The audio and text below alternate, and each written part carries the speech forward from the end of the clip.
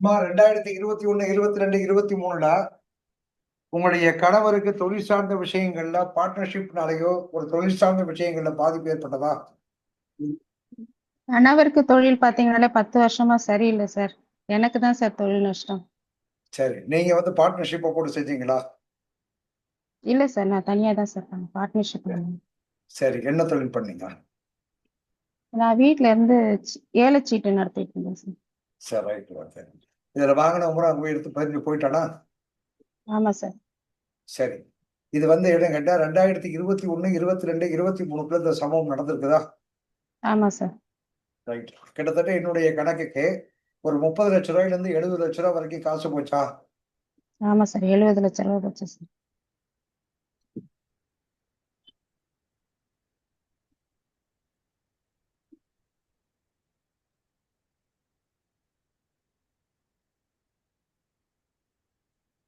ராகுனுடைய பின்னோக்கி பார்வை 8ஆம் இடத்துக்கு பார்க்குது.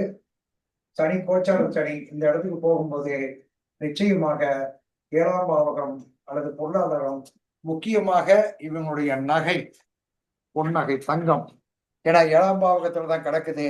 நகையும் இவங்களை விட்டு சுத்தமா போயிருக்கும். அந்த போயிடுச்சு சார் எல்லாமே.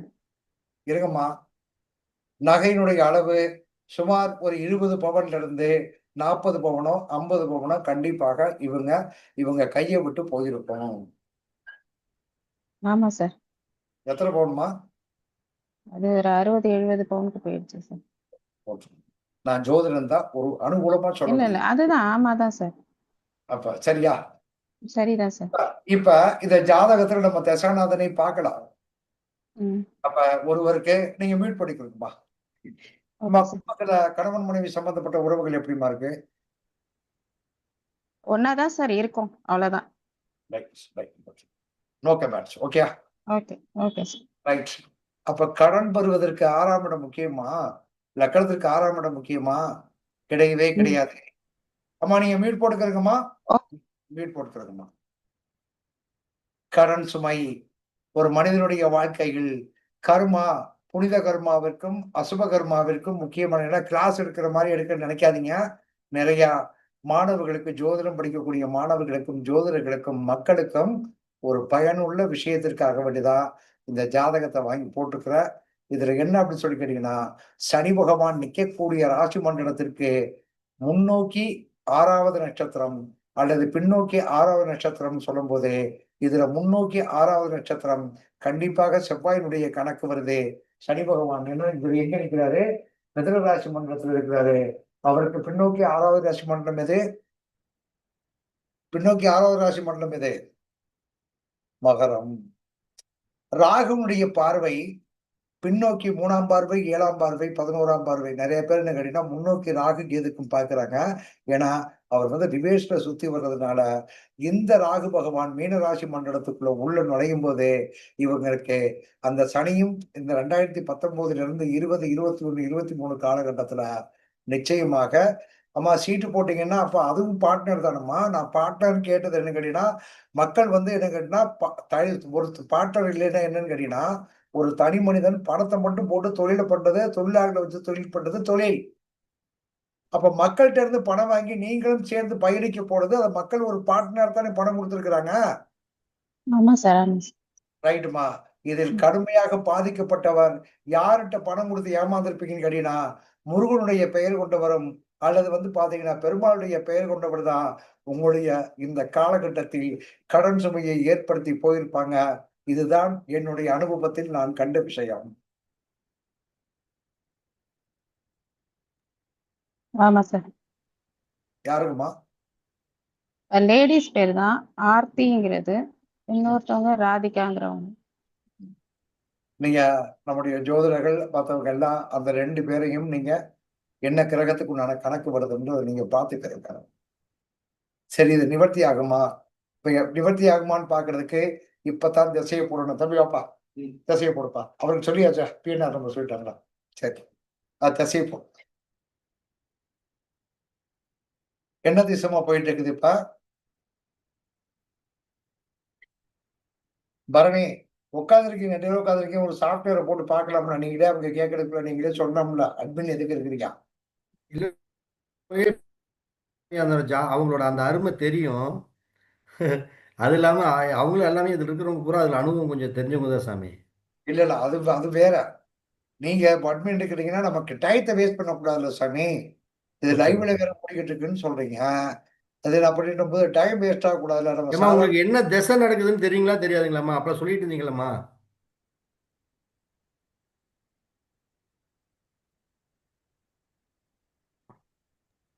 குரு தசையில குரு புத்தி சார். குரு தான் நிற்கக்கூடிய நட்சத்திரத்திற்கு 6வது நட்சத்திரம் என்ன நட்சத்திரம் வருதுன்னு பாருங்க. குரு பகவான் சதயத்தில் அடிக்கிறாரு. அவருக்கு 6வது நட்சத்திரம் சுக்கிரனுடைய நட்சத்திரம் வரும் பாருங்க. சதயத்திற்கு 6வது நட்சத்திரம் எது? சதயம், பூரட்டாதி, உத்திரட்டாதி, ரேவதி, அஸ்வதி, பரணி 6வது நட்சத்திரம். குரு திசையில் சுக்கிர புத்தியில் தான் இவங்களுக்கு கண்டிப்பாக கடன் நிவர்த்தி ஆகும். எப்போ வருதுன்னு பாருங்க. குரு திசையில சுக்கிர புத்தி எப்போ வருதுன்னு உங்களுக்கு? April 32 to 34. அப்பதாம்மா வருங்கம்மா. அப்பதாம்மா இந்த ஜாதகத்துக்கு உண்டான கடன் சுமை நிவர்த்தி ஆகும். இத என்னன்னு கேட்டீங்கன்னா, அப்ப நிவர்த்தி ஆகும்ன்னு சொன்னா, இந்த ஜாதகத்தினுடைய அடிப்படையில கணக்கிட்டு பார்க்கும்போது, உங்களுக்கு வந்து லக்னத்துக்கு 6ஆம் இடம் மகர ராசி. சனி பகவானுக்கு தான் இந்த ஜாதகத்திற்கு சனி கிரக தோஷம் தான் கடுமையா இருக்குதும்மா. இப்ப உங்களுக்கு கேஸ் பதிவாயிருக்காம்மா? இல்லைங்கய்யா, கேஸ் எல்லாம் பதிவாகலையா? சரிம்மா, அந்த பணத்துக்கு என்னம்மா பண்ணீங்க? நகைய வித்து கேட்டுட்டுதான். குடுத்துருக்கீங்க, இடத்த வித்து நகை குடுக்க நகையை வித்து முக்காவாசி அடிச்சிட்டேன் சார். இன்னும் கொஞ்சத்துல இருக்கு. அதுக்கு தான் இப்ப வந்து ரொம்ப நெருக்குறாங்க. சரி. என்னால ஒண்ணும் பண்ண முடியல சூழ்நிலை. சரி, பரவாயில்லைங்கம்மா. ஒண்ணும் பிரச்சனை இல்லைங்கம்மா. ஒரு பரணி நட்சத்திரத்தன்னைக்கு ஓகேங்க. ஒரு 5 வாரத்துக்கு பரணி நட்சத்திரத்திற்கு பக்கத்துல இருக்கக்கூடிய துர்க்கை அம்மன் கோயில்லயோ, அல்லது ம். காளியம்மன் கோயிலோ, அல்லது கருப்பராயன் கோயில்லயோ போயி, ஓகேங்க. ஒரு 11 இலுப்ப எண்ணெயில சிகப்பு ஓகே. திரியில தீபம் போட்டு ஓகேங்க. 11 முறை வலம் வந்துருங்கம்மா. சரிங்க. இந்த ஜாதகத்துக்கு உங்களுக்கு நிவர்த்தி பண்ணக்கூடிய பரிபூரணமாக மீண்டும் உங்களுக்கு இந்த வாய்ப்பை வராம இருக்கிறதுக்காக வேண்டி நீங்க செய்யக்கூடிய விஷயம் எது அப்படின்னு சொல்லி கேட்டீங்கன்னா, பழனி முருகனை வழிபாடு பண்ணணும். கீழ பழனி முருகனுக்கு அடிவாரத்துல இருக்கக்கூடிய அதாவது என்ன கேட்டீங்கன்னா, ஆவினங்குடி முருகனுக்கு போயி ஒரு பாலாபிஷேகம் பண்ணிட்டு, அதுபோக ம். பழனி மலை முருகனுக்கு ஒரு அர்ச்சனை பண்ணிட்டு, தங்கத்தேர் ஒண்ணு இழுத்தீங்கன்னா, உங்களுடைய கடன் சுமை கண்டிப்பா நிவர்த்தி ஆயிரும். எப்ப நிவர்த்தி ஆகும்ன்னு சொல்லி கேட்டீங்கன்னா, கண்டிப்பாக 2026 அல்லது 27 தான் உங்களுக்கு நிவர்த்தி ஆகும். ஓகேங்க. ஏன்னா, அவருக்கு சுகர்மனாம யோகம். உங்களுக்கும் சுகர்ம யோகம். உங்களுக்கு சுகர்ம யோகத்துக்கு யோகாதிபதி யாருன்னு கேட்டா, மேஷராசி மண்டலத்தில் இருக்கக்கூடிய செவ்வாய். இந்த கடன் சுமையை ஏற்படுத்தக்கூடிய சனி பகவான் கோச்சாரத்துல மேஷத்துக்கு போகும்போது, நிவர்த்தி ஆகுறதுக்கு உண்டான வாய்ப்புகள் உறுதியாக உண்டு. உங்களுக்கு 2 குழந்தைகளாம்மா? 3 குழந்தைங்க. ஒரு பொண்ணு, 2 பையன். 3 2 குழந்தைங்க. 3 குழந்தைகள். சரி. இப்ப வந்து பாத்தீங்கன்னா, உங்களுக்கு திருமணம் தாமத திருமணமா? இல்லங்கய்யா, திருமணம்னு 20 வயசு, 21ல நடந்துச்சுங்க. சரி. ஓகேங்கம்மா. உங்களுக்கு இதுதாம்மா கடன் சுமை குறைவதற்கு உண்டான வாய்ப்பு. ஓகேயா? ஆக மொத்தத்துல என்ன கேட்டீங்கன்னா, ஒரு மனிதனுக்கு கடன் சுமை ஏற்படக்கூடிய நேரத்தை நாம் அறிந்து கொள்ள வேண்டும். ஓகேங்க. எப்பொழுது அறிந்து கொள்ளணும்? சனி பகவான் நிக்கக்கூடிய ராசி மண்டலம் யாருடைய ஜாதகத்தில் கண்டிப்பாக அந்த காலகட்டங்கள் அது ஒவ்வொரு மனிதனுடைய வாழ்க்கையிலேயும் இருட்டு பகுதியாக சொல்லப்படுகிறது. எப்படி சூரியனுக்கு பகல் பொழுது இரவு பொழுதோ, சந்திரனுக்கு இரவு பொழுது பகல் பொழுதோ, உத்தராயண காலகட்டத்தில் வந்து பார்த்தீங்கன்னா, உத்தராயண காலகட்டம், தட்சிணாயன காலகட்டத்தில் நம்மளுடைய பூமிக்கு ஏற்படுகிறதோ, அது மாதிரி ஒவ்வொரு மனிதனுடைய வாழ்க்கையிலும் ஒரு இருட்டு பகுதி என்ற ஒரு கர்மாவிற்கு உண்டான இருட்டு பகுதி என்ற ஒரு பகுதி உண்டு. அந்த பகுதியை எப்பொழுது எப்படி நான் நிர்ணயம் பண்ணணும் அப்படின்னு சொல்லி கேட்டீங்கன்னா, அதாவது சனி பகவானுக்கு பின்னோக்கி 6வது ராசி மண்டலமோ, அல்லது முன்னோக்கி 6வது ராசி மண்டலத்திலேயோ, கண்டிப்பாக சனியும், ராகுவும் சேரும்போது, அவர்களுக்கு அந்த ஜாதகத்திற்கு அந்த இடம் எத்தனாம் பாவகமோ அந்த பாவகத்தின் வாயிலாக அவர்களுடைய கர்மா நடக்கும் என்பதுதான் நாம் முன்னோர்கள் ஜோதிடர்கள், அதாவது முன்னோர்கள் நமக்கு சொல்லியிருக்கக்கூடிய கணக்கு. இதுதான் நிலைப்பாடு. அப்ப தெரிந்து கொள்வதற்கு நான் இதை வகுப்பு எடுக்கிற மாதிரி எடுக்க வேணாம். கடன் சுமை சம்பந்தப்பட்ட விஷயத்துக்குண்டான அமைப்புக்கு என்ன அப்படின்றதான் கணக்கு. அப்படி உங்களுக்கு சனி பகவானுக்கு முன்னோக்கி 6வது ராசி அல்லது பின்னோக்கி 6வது ராசி மண்டலத்தில் யாருடைய ஜாதகத்தில் ராகு பகவான் வருகிறாரோ அவர்தான் சனி ராகு சம்பந்தப்பட்ட விஷயத்திற்கு தான் கடன் சுமை உள்ளது. அப்படி அந்த மாதிரி வேற ஒண்ணும் நீங்க வந்து ரொம்ப லாஜிக்காவோட பார்க்க வேண்டாம். சனி பகவானை பாருங்கள். இப்போ ஒரு உதாரணத்துக்கு சொல்றேன். சனி பகவான் நிற்கக்கூடிய ராசி மண்டலத்திற்கு பின்னோக்கி 6வது ராசி மண்டலம் எது? மகரம். சரி, முன்னோக்கி 6வது ராசி மண்டலம் எது? துலாம். சாமி 6வது மண்டலம் விருச்சிகம். சாரி, விருச்சிகம். கொஞ்சம் எடிட் பண்ணும்போது ஏதாவது சின்ன சின்ன மிஸ்டேக் இருந்தா இது பண்ணிருக்க சாமி.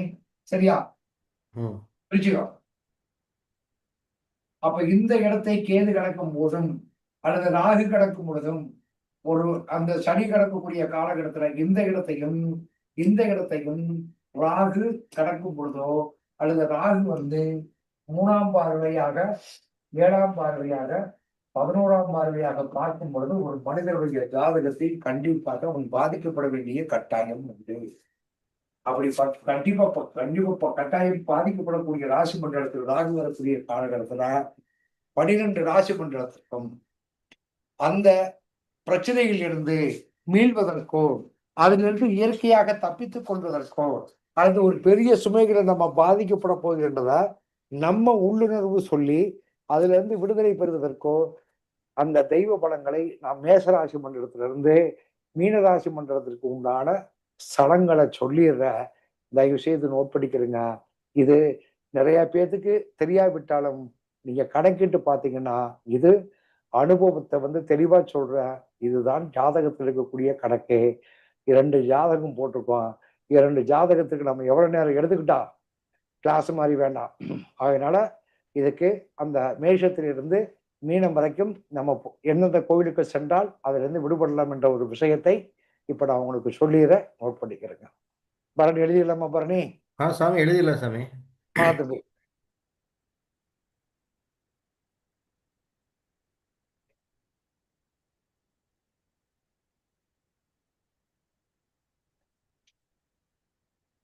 எடிட் பண்றவங்க கொஞ்சம் கவனமா எடிட் பண்ணி அதை பாக்குற வீடியோ பாக்குற மாதிரி போட்டுருங்க பரணி. சரியா? சரி சாமி. மேஷம் சனிக்கு பின்னோக்கி அல்லது முன்னோக்கி மேஷராசி மண்டலத்தில் ராகு பயணிக்கக்கூடிய காலகட்டத்தில் கண்டிப்பாக அந்த ஜாதகத்திற்கு அந்த இடம் லக்கணத்திற்கு எத்தனாம் பாவகமோ அதன் மூலியமாக பாதிக்கப்படும். அதற்கு எந்த விதமான மாற்றமும் இல்லை. சரியா? மேஷராசி மண்டலத்தில் ராகு பயணிக்கும் பொழுது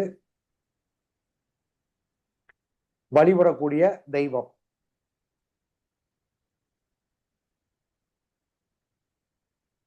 திண்டிவனத்துக்கு பக்கத்துல மயிலம் சுப்பிரமணிய சுவாமி கோவில்.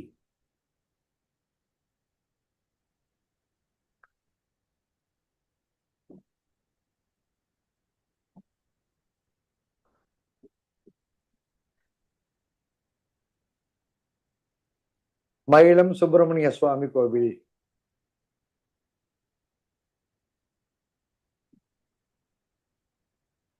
இத பண்ணிட்டு அதற்கு அருகாமையில் திருவக்கரை வக்கரகாளி கோயில் இருக்கு.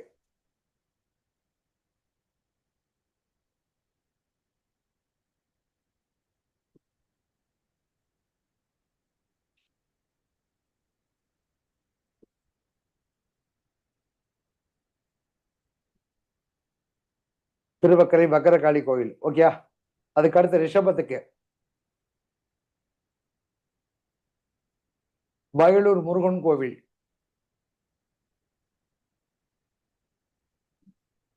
கோச்சாரம் ராகு மேல எழுதிக்கிறதுங்க. கோச்சார ராகு. வீடியோ பாக்குறவங்க கொஞ்சம் கவனமா பாருங்க. வயலூர் முருகன் கோவில்.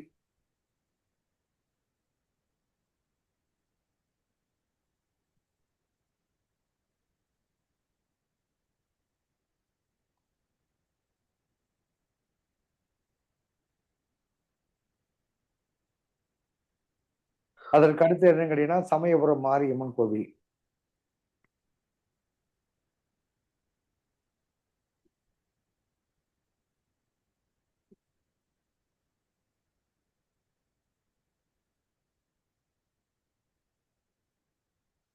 அதுக்கு அடுத்து மிதுனத்துக்கு கும்பகோணம் சக்கரபாணி பெருமாள்.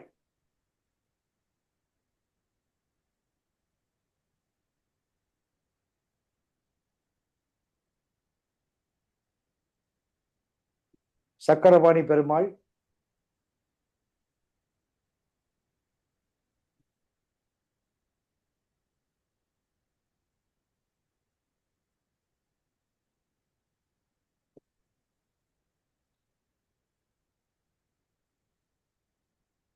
அங்க வந்து கும்பகோணத்துல அம்மங்குடி கஜபூஜ துர்க்கை.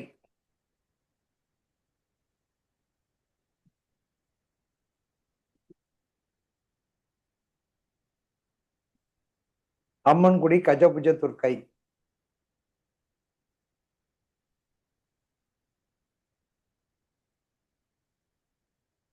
அடுத்து கடகம் தும்பூர் நாகாத்தம்மன். தும்பூர் நாகாத்தம்மன்.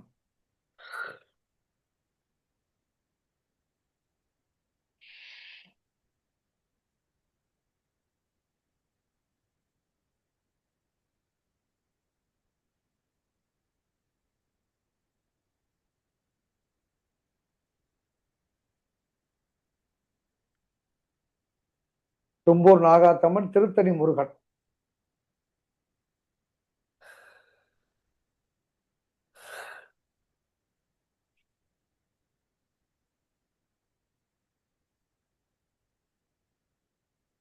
அடுத்து சிம்மம்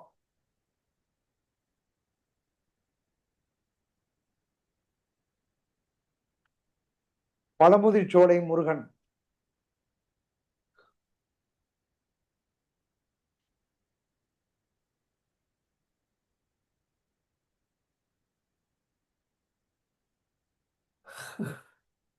பழமுதிர்ச்சோலை முருகன் 18ஆம் படி கருப்பு.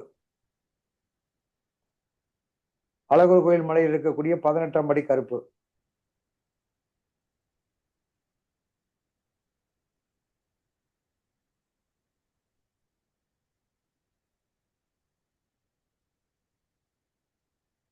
அடுத்து கன்னி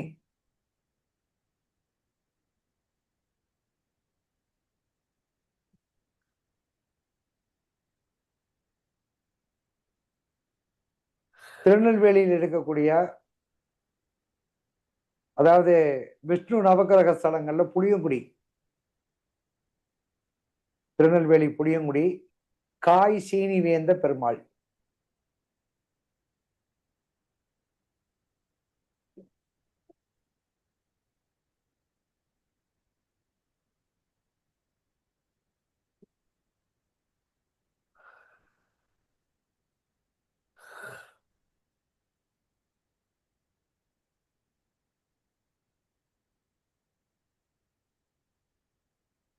குலசேகரப்பட்டினம் முத்தாரம்மன்.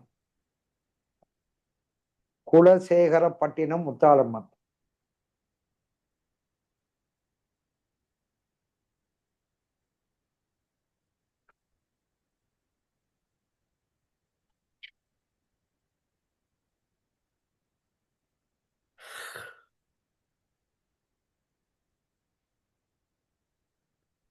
அடுத்து துலாம்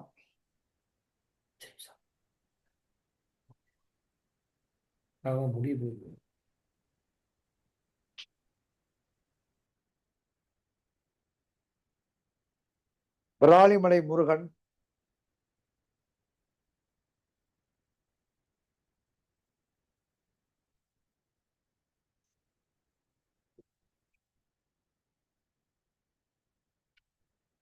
கொல்லங்குடி காளி.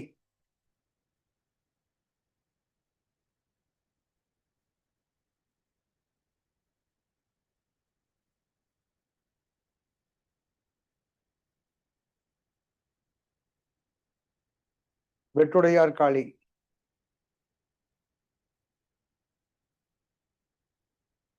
அடுத்து விருச்சிகம்.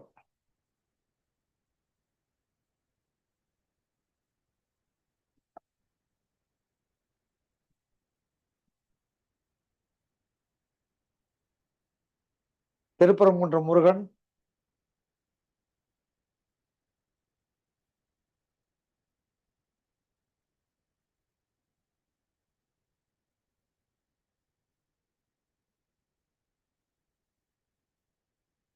திருப்பரங்குன்றம் முருகன்.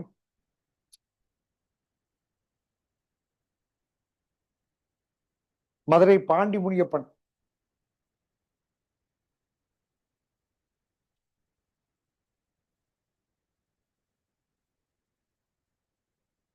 மதுரை பாண்டி முனியப்பன்.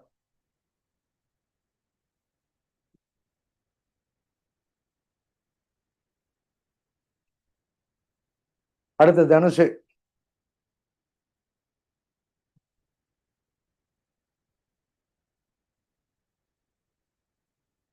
பழனி முருகன்.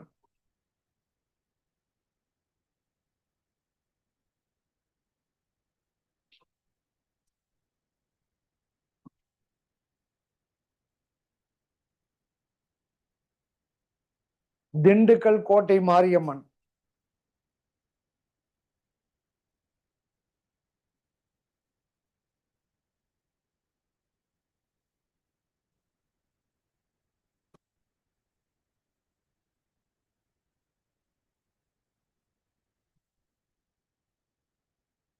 அடுத்து மகரம்.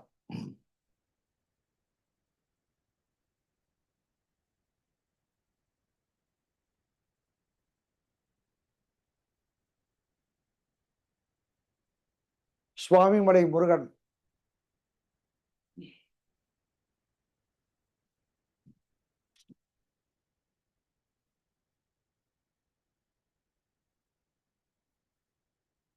முட்டீஸ்வரம் துர்க்கை.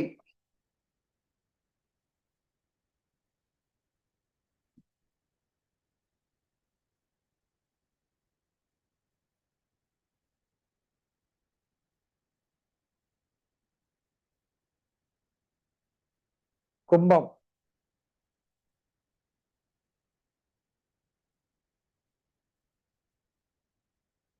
காஞ்சிபுரம் வழக்கை அருத்தகீஸ்வரர், வழக்கருத்தீஸ்வரர்.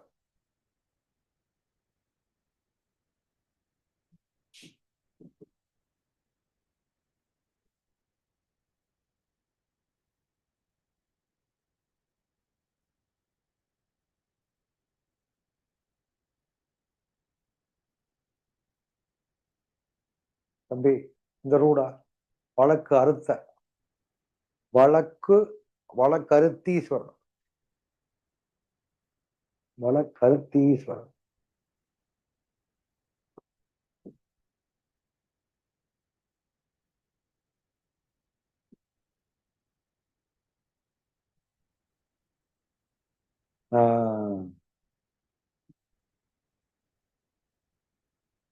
இந்தரி ரா போடுவோம்ல, அந்தரி.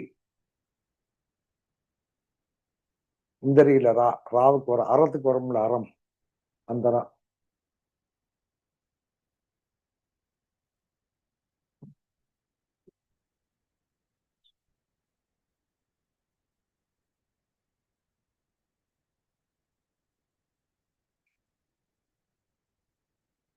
சரி விடு, பரவாயில்ல விடு, பரவாயில்ல விடு, மாத்திக்கிடுவாங்க. சரி, அதற்கு அடுத்தபடியாக அம்பாளுடைய கணக்குக்கு காஞ்சி காமாட்சி அம்மன் கோவில்.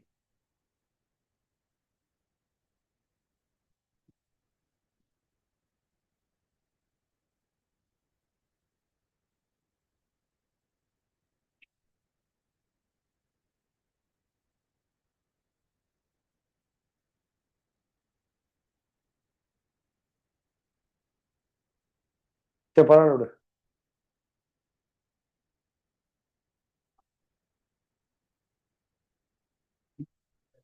ஆமா, கொஞ்சம் பரணி எடிட் பண்ணும் போதே விடு விடு விடு, பரவாயில்ல விடு. மீனத்துக்கு சொல்லணுமோ? ரைட், சாரி சாரி சாரி, மீனத்துக்கு சொல்லணுமா? Right, okay. திருச்செந்தூர் முருகன்.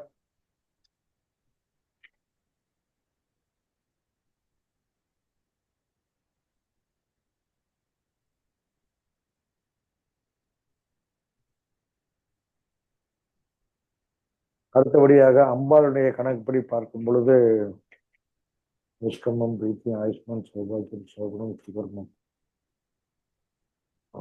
சௌபாகியம், சோகுணம், அதிகண்டம், சுகர்மம், சூலம், கண்டம் 44.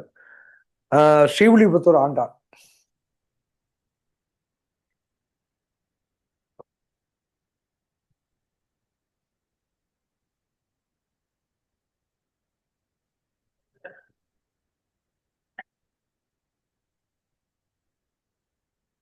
இந்த பக்கம் வந்துரு, இந்த பக்கம் வந்துரு, வந்துரு வந்துரு வந்துரு வந்துரு. பரணி இதை அப்படி எடிட் பண்ணும்போது கொஞ்சம் கரெக்டா போட்டுருங்க பரணி. சரிங்க சாமி. விட்டுறா டேய், லைவ்ல போயிட்டு இருக்கடா. ஆமா சாமி, லைவ்ல போயிட்டு இருக்கு.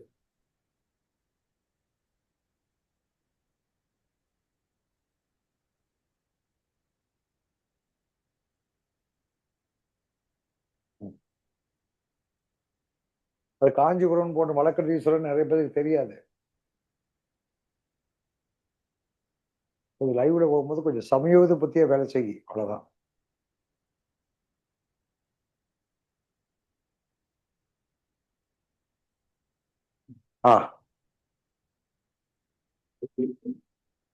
இது என்னுடைய பழுத்த அனுபவம்.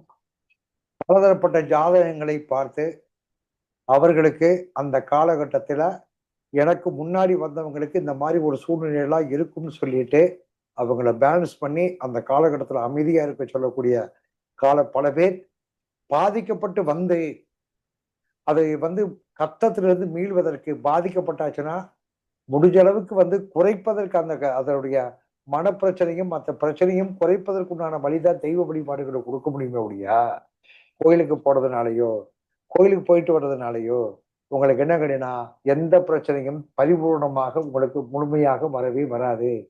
அது முக்கியமாக கடன், நோய் சம்பந்தப்பட்ட விஷயங்கள் கொஞ்சம் கொஞ்சமாக குறையுமே ஒழிய, அதாவது பாதிக்கப்பட போவதற்கு முன்னால் நாம் தெரிந்து கொண்டால் அவர்களை இந்த விஷயத்தின் மூலியமாக காப்பாற்றலாம். பாதிக்கப்பட்டதற்கு பின்னால் அவர்களுடைய சுமைகளிலிருந்து குறைக்கலாகுமே ஒழிய முழுமையாக குறைத்து விடக்கூடிய சூழ்நிலை ஒரு ஜோதிடனுக்கு அந்த அதிகாரம் இல்லை. அதாவது கர்மாவுடைய சுமைகளை அதனுடைய துன்பத்தை குறைப்பதற்கு உண்டானதான் வழிபாடு ஒழிய மற்றபடி இல்லை.